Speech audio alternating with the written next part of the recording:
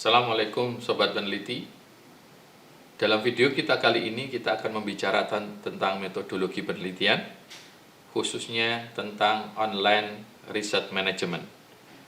Video ini merupakan hasil kerjasama antara Departemen Ekonomi Syariah, Fakultas Ekonomi dan Bisnis Universitas Airlangga dengan Perpustakaan Universitas Airlangga.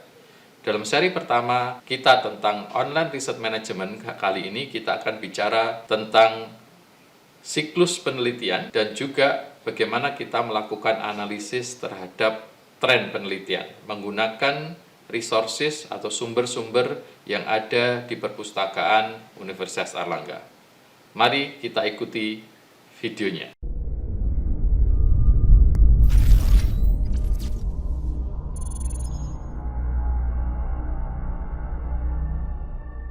Assalamualaikum warahmatullahi wabarakatuh. Perkenalkan Bapak Ibu, saya Anisis Tarina, saya pustakawan di Perpustakaan UNER, yang kesehariannya sama Mbak Indah ini satu tim di Divisi Pelatihan dan Pengembangan.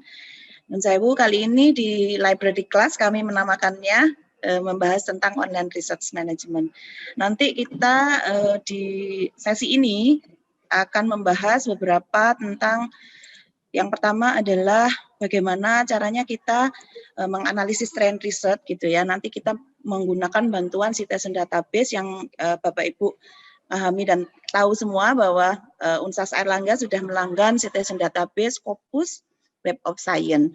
Dan mohon maaf ini untuk yang Web of Science belum bisa dimanfaatkan karena masih dalam proses administrasi gitu. Jadi yang sampai saat ini yang sudah bisa dimanfaatkan adalah Scopus. Kemudian berikutnya nanti kita akan membahas tentang strategi penelusuran.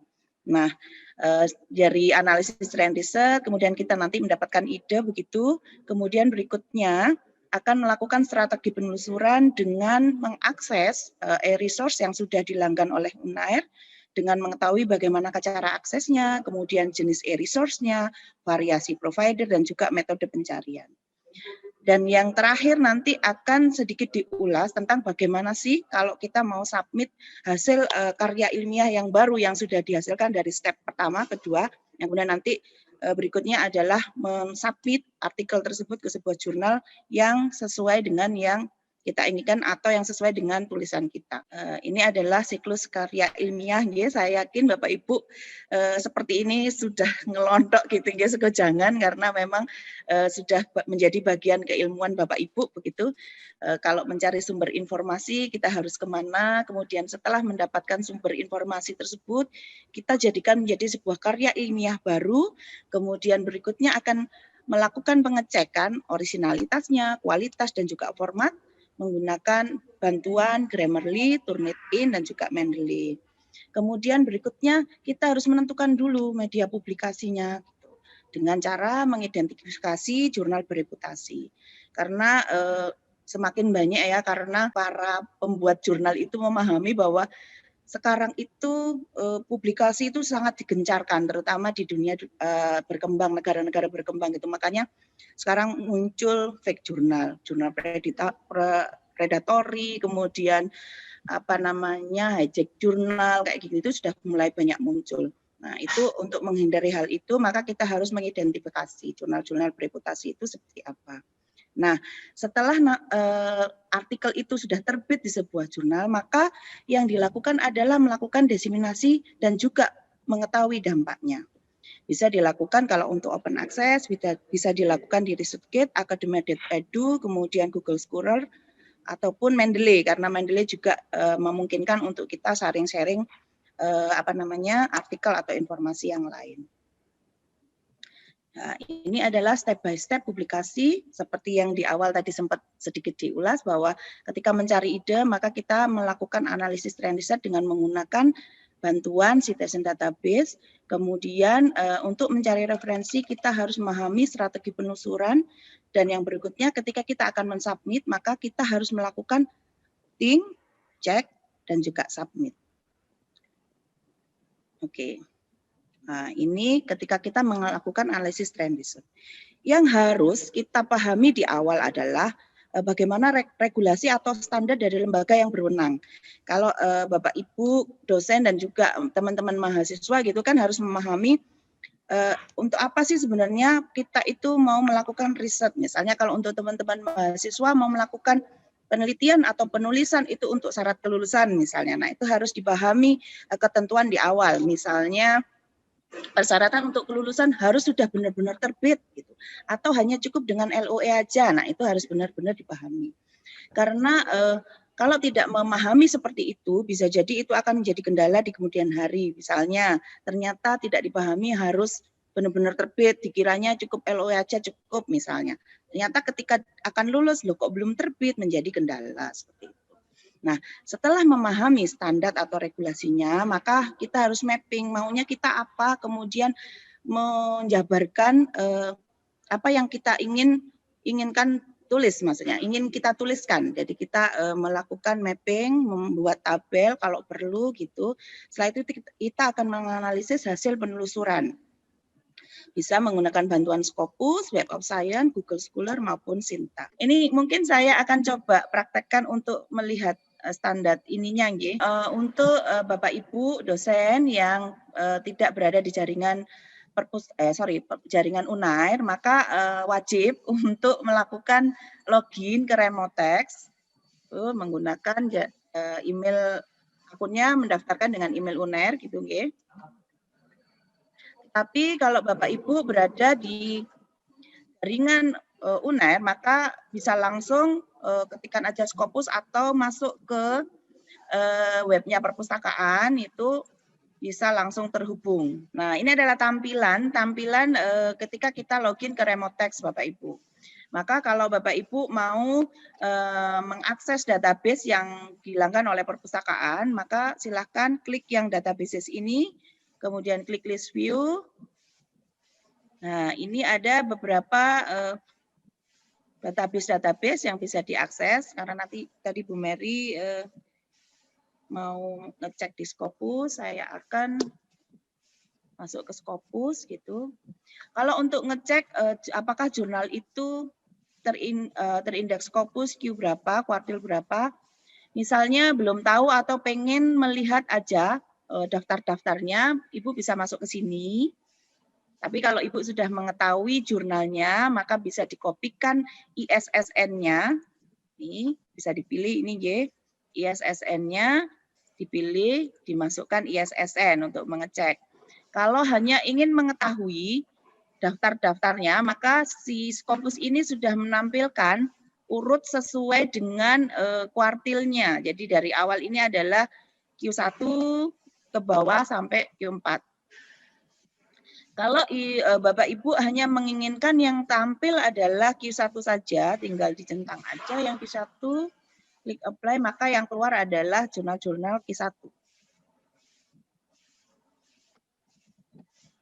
Gitu. Nah, kalau misalnya nih saya mau lihat ini.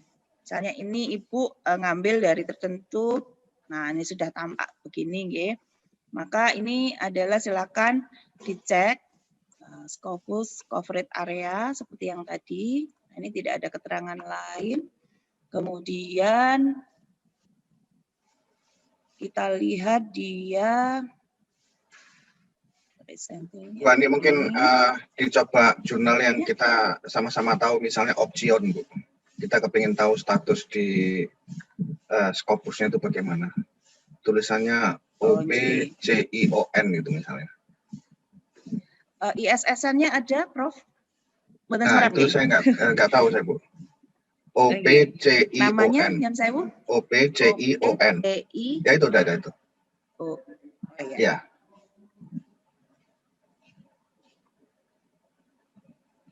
Nah, ini ya. Mohon komentar. Nah, dari hasil temuan ini, ini kan kelihatan ya kalau memang ada di sini. Kemudian kita akan melihat dari Haigis persentilnya ini 73, insya Allah ini Q2, Prof. Gitu. Nggak ada tulisannya karena gitu. Karena ada range-nya. Iya, kalau di sini memang tidak. Jadi kita bisa mengenali di awal adalah dari Haigis persentilnya ini karena 76 sampai 99 itu Q1, 75 sampai 50 itu Q2, kemudian ke bawah terus begitu. Nah, untuk memastikan gitu kita bisa melakukan ini nggih, untuk 73 ini insya Allah Q2. Saya akan coba di Q1 apakah dia masuk. Tidak ada. Saya coba di Q3.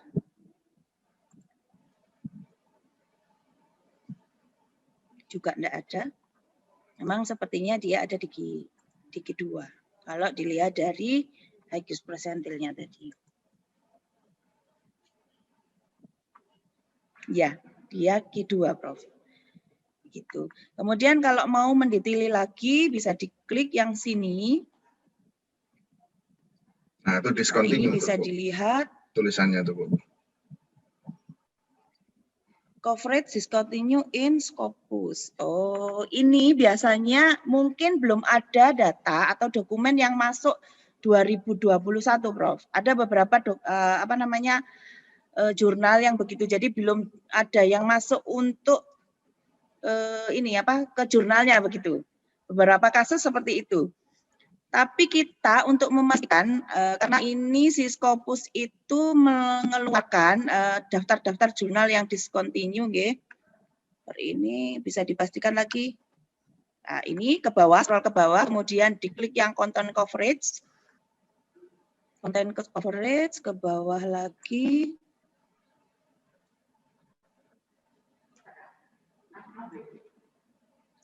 Discontinue source from Scopus ini bisa di-download, Prof. Nah, ini kalau tidak salah per Februari.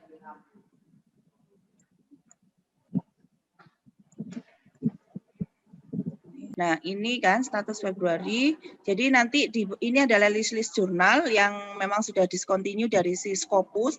Untuk yang diwarnai orange ini adalah daftar jurnal yang baru. Yang baru keluar maksudnya. Nah, ini kita bisa search. Iya. Oke. Kok nggak keluar ya? Oh, ini enable editing dulu.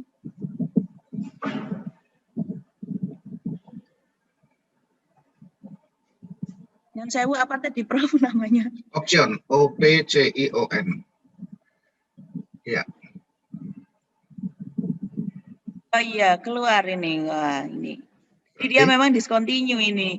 Iya, discontinue. Jadi sepertinya si Scopusnya belum update kayaknya ya. Jadi memang harus benar-benar ngecek-ngecek yang ini, Prof. Oke. Waktu itu tadi kan sudah ada ya keterangannya ya, discontinue ya. Iya. Jadi ini update biasanya tinggal di-download aja, sering-sering ngecek memang. Terima kasih Sobat telah mengikuti video ini. Jika Sobat peneliti ada pertanyaan, silahkan komen di bawah ini dan kami akan teruskan pertanyaan tersebut kepada staf perpustakaan untuk mendapatkan jawaban. Tetap semangat, tetap berkarya, tetap meneliti, dan tetap sehat. Wassalamualaikum warahmatullahi wabarakatuh.